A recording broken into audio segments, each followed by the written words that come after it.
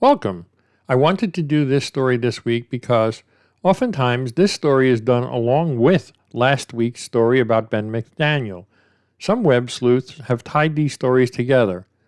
Other than a very strange missing person mystery, I seem to have missed any other connection. This is the story of a grown man seemingly disappearing in broad daylight, possibly in the middle of a street, and no one saw anything. This is a truly very strange story that will have you intrigued right to the very end. Join me for the odd and mysterious story of Kenneth Plaisted. On November 16, 1971, Kenneth Plaisted, a prominent attorney from New Holstein, Wisconsin, set off on what seemed to be an ordinary day. He traveled to Milwaukee with his wife for a series of errands and meetings. His day was meticulously planned. He would attend a business meeting in the morning, have lunch with his daughter at noon, and then go car shopping with his family in the afternoon. However, this well-structured itinerary would soon become the backdrop for a baffling mystery. After his morning business meeting at the Plankinton Building on Wisconsin Avenue, Kenneth was seen leaving, presumably headed to his daughter's apartment. She was a student at Marquette University, and they were supposed to have lunch together. But Kenneth never made it to her apartment. When his daughter looked out the window at their expected meeting time, she saw his car parked outside on the street. Strangely, the car was unlocked, the windows were rolled down, and the keys were nowhere to be found. The glove box had been rifled through, yet a gift Kenneth had purchased for his daughter remained untouched in the back seat.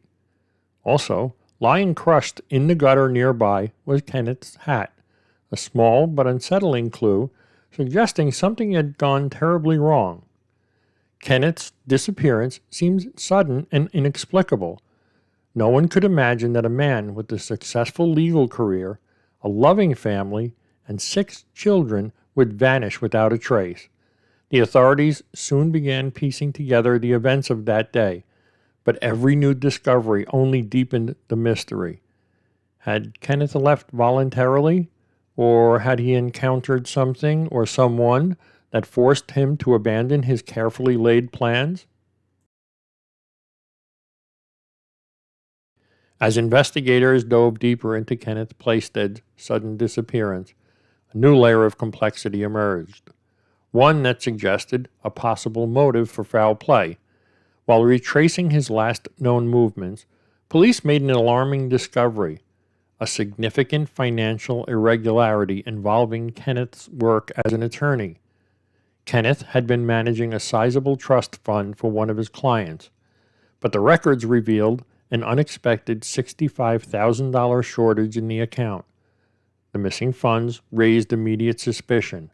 It appeared that Kenneth had used the money to cover personal expenses, leaving an IOU at the bank as an acknowledgement of the debt. This revelation shifted the investigation's focus. Could financial troubles have led Kenneth to go on the run, or was there more to the story? What made the situation even more puzzling was that, according to investigators, the money had already been spent by the time Kenneth vanished. This suggested that he wasn't in a rush to escape with stolen funds. Rather, it seemed like Kenneth had been attempting to resolve his financial difficulties, even if it meant dipping into the trust fund temporarily. The authorities briefly pursued the theory that Kenneth might have absconded to avoid legal repercussions for the misappropriation, but no evidence supported this scenario.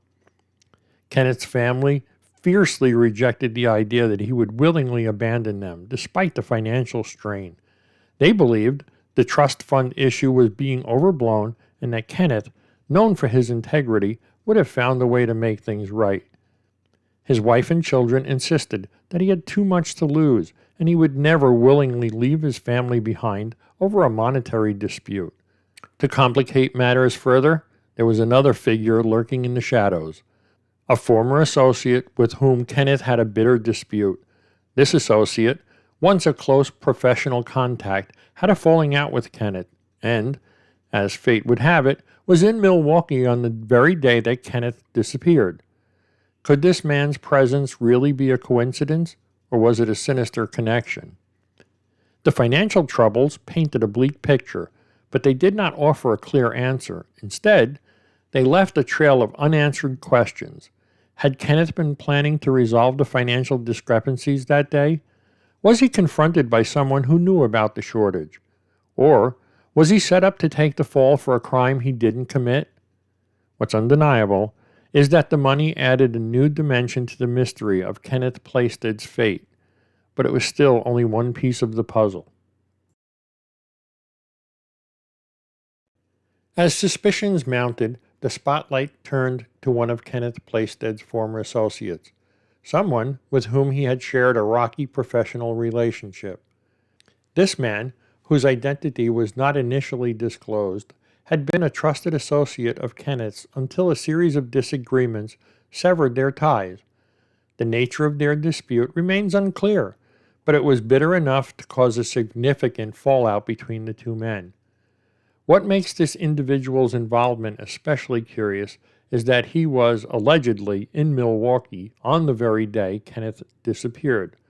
While there is no evidence to suggest that they met that day, it's hard to ignore the striking coincidence of their proximity.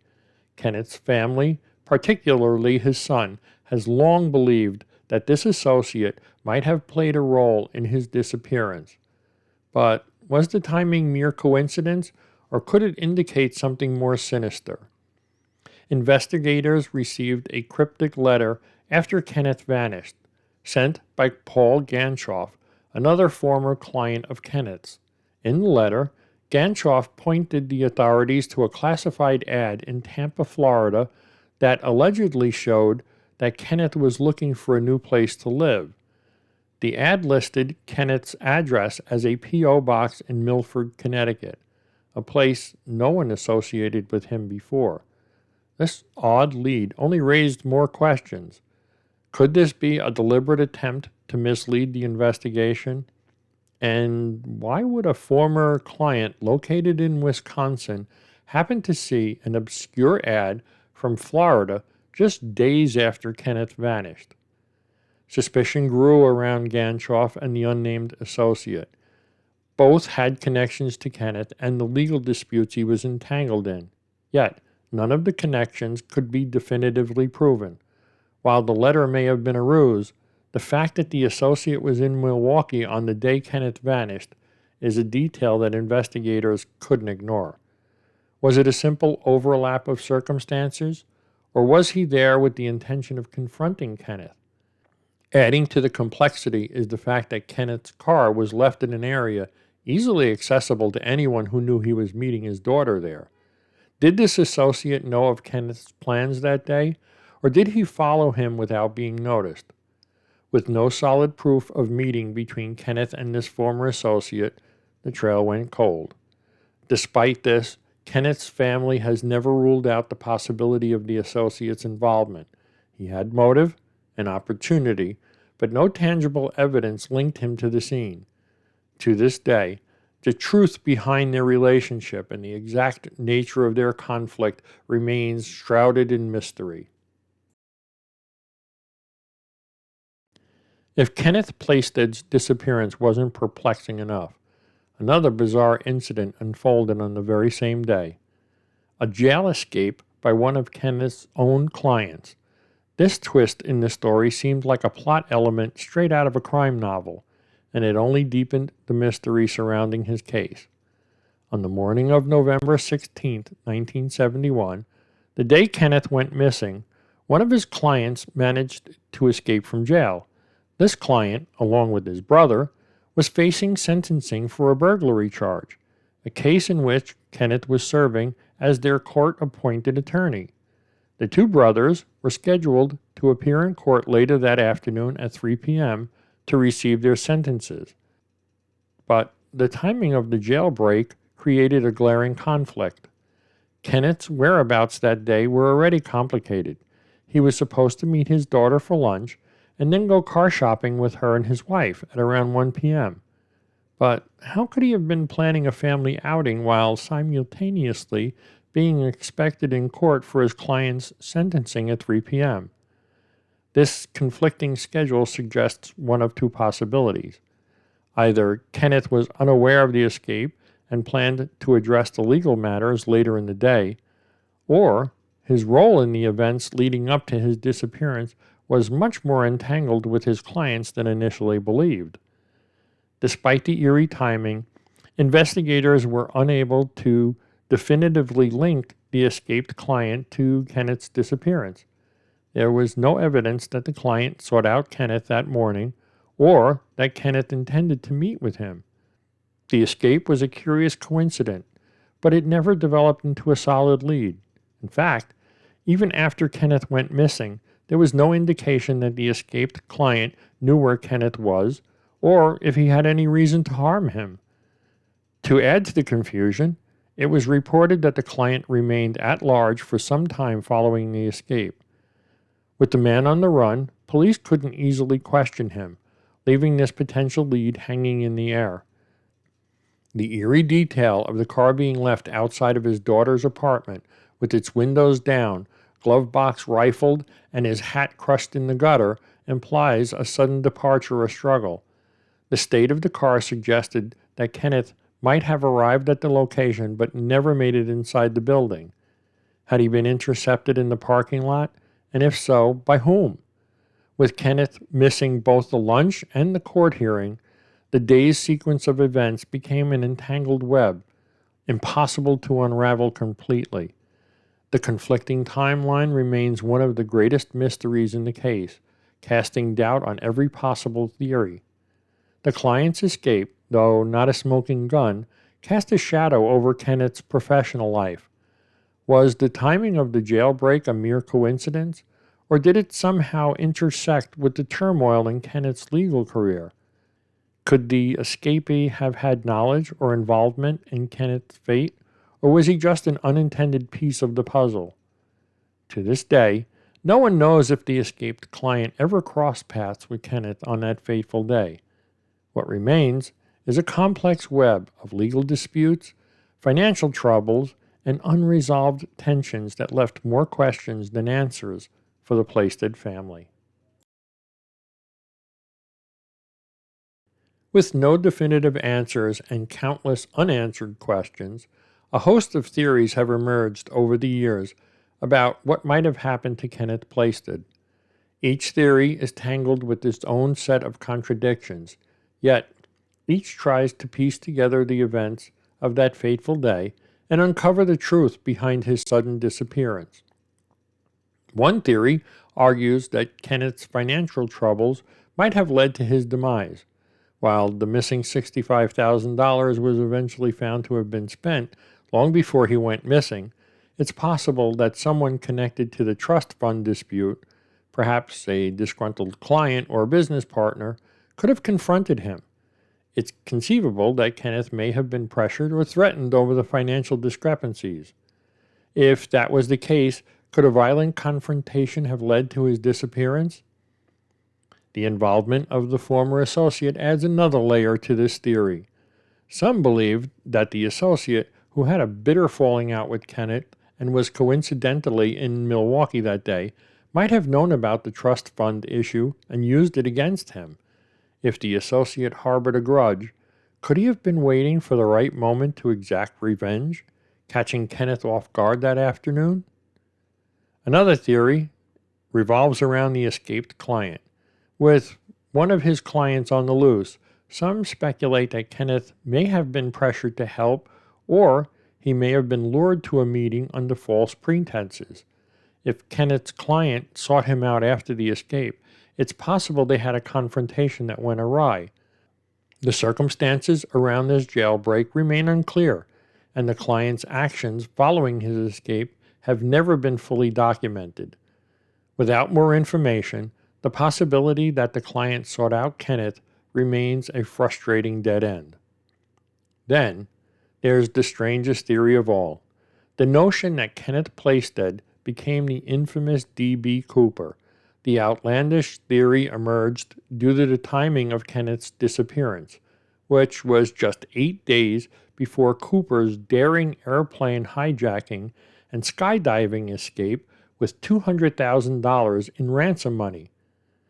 Could Kenneth have staged his disappearance to adopt a new identity and commit one of the most infamous crimes in U.S. history? This theory seems far-fetched, but it gained traction due to a few eerie coincidences. Kenneth's physical description and age roughly matched the descriptions given by the eyewitnesses of D.B. Cooper. Additionally, Kenneth's unexplained disappearance, coupled with his financial issues, might have provided a motive for the bold hijacking.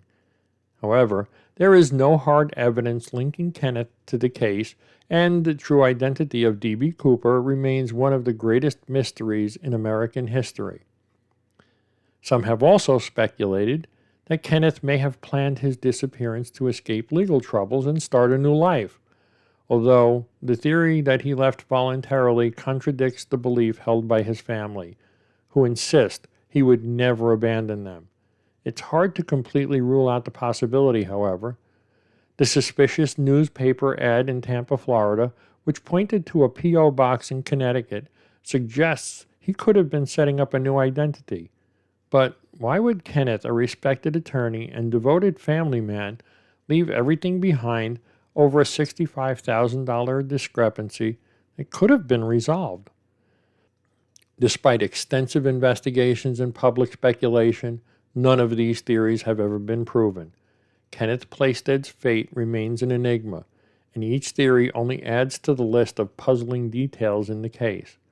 Was it a calculated escape, an unfortunate encounter, or something even more sinister? Every theory seems possible, yet none hold all the answers. After more than 5 decades, the mystery of Kenneth Plaisted's disappearance continues to haunt those who search for the truth. With each passing year, the hope of finding out what truly happened to him grows dimmer, leaving his family and the public grasping for closure that may never come. The years following Kenneth Plaisted's disappearance have been a painful journey for his family. His wife Priscilla and their 6 children were left to grapple with the sudden loss of a husband and a father, along with the agonizing uncertainty that still lingers to this day. Determined to uncover the truth, Kenneth's family has spent decades searching for answers, refusing to let his story fade away. From the very beginning, the Plaisted family rejected the notion that Kenneth left willingly. Priscilla, who had been by Kenneth's side throughout his career, was adamant that he would never abandon his responsibilities or his family, especially not over financial troubles that could have been resolved. She once said, "You could say, okay, the guy just left, but he couldn't do that to his family. I don't think he could stay away from his children or me that long." Kenneth's son, Michael Plaisted, now an attorney himself in Milwaukee, took a special interest in the case. Over the years, he has tirelessly advocated for reopening the investigation, holding on to the belief that his father was the victim of foul play. Michael suspects that the mysterious former associate who had a falling out with Kenneth might be the key to solving the case. But with so many leads turning into dead ends, even Michael's faith in finding answers has been tested. The family's determination led to some interesting developments in the 1980s. As new technologies emerged, they pushed for investigators to re-examine the evidence and follow up on previously overlooked details.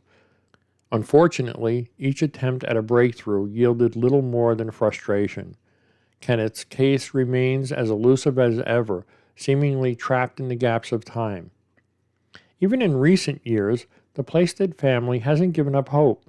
Kenneth's daughter, Patricia, attended a missing persons awareness event in Wisconsin in 2019, nearly 50 years after her father's disappearance. Speaking to the crowd, Patricia revealed that the passage of time has changed their focus, from finding Kenneth alive to perhaps discovering his remains. He would be in his 90s, so I think now my family is more thinking about if we could ever find him, or if they would ever be able to come up with some remains of him. That would be helpful for all of us to get some closure, she shared.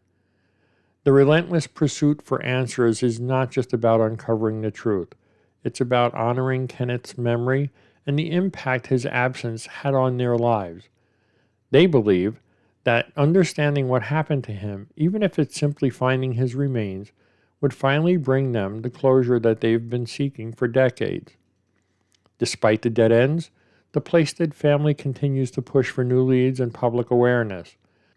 Their resilience has inspired many, turning Kenneth's case into a symbol of hope and perseverance for other families facing similar tragedies. As each anniversary of his disappearance passes, they renew their call for anyone with information to come forward, holding on to the hope that someday, someone, somewhere, will hold the missing piece of the puzzle.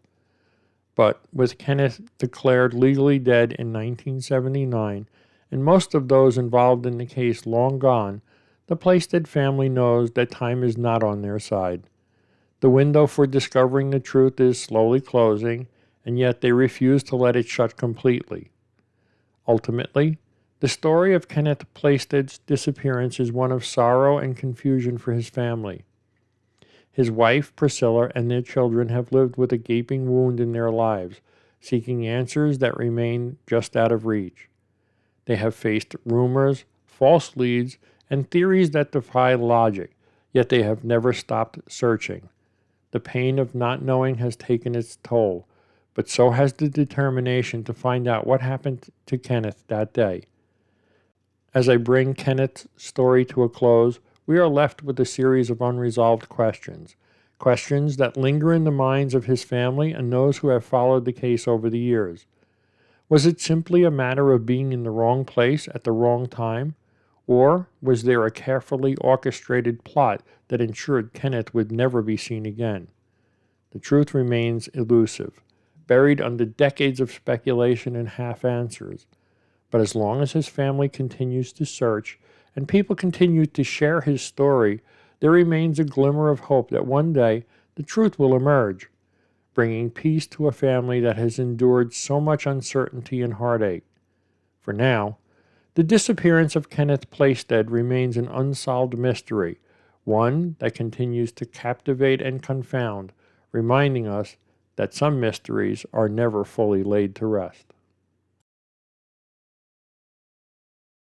Hey, thank you once again for watching my video. My name is Vince. Would you please consider supporting my channel by either buying me a cup of coffee at the link below, or even treating yourself to some merchandise at my online shop? I truly appreciate your support. If you enjoyed this story, you might also enjoy the truth behind Chuck Morgan's mysterious death. You'll find the link to that story in the upper right corner of your screen. Thank you.